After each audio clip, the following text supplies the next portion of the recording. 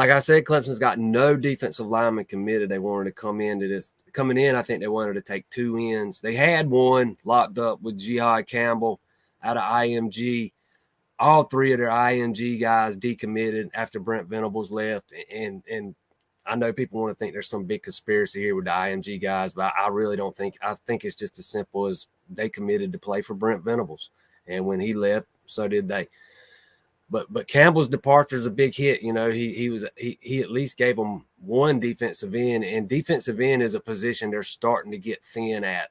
It's getting really thin. There are 2 or 3 guys short right there at that position. There's going to be several positions they're short at, but it ends one of the ones they're most short at.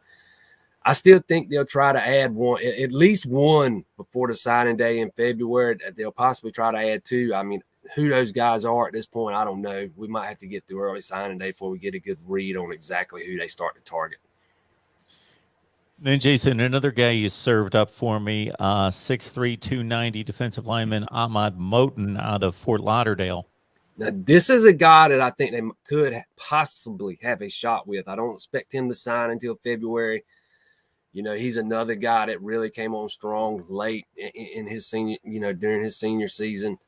But another guy Clemson kind of got in on late. I think Brent Venables is even showing some interest in him now that he's been over at Oklahoma. So that tells you how highly Venables thought of him. I know he's had some contact with Iowa State, but he's not visited Clemson yet.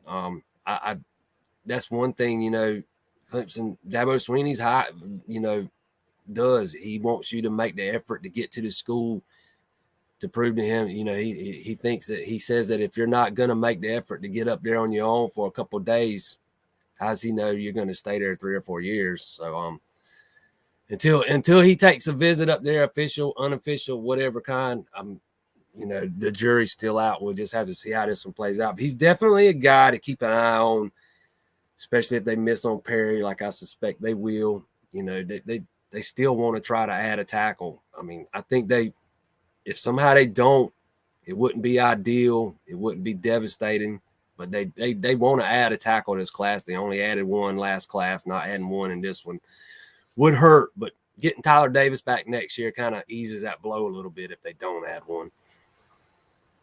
Moten made a visit to Iowa State on December 10th and has recent offers coming in from Miami, North Carolina, and Oklahoma.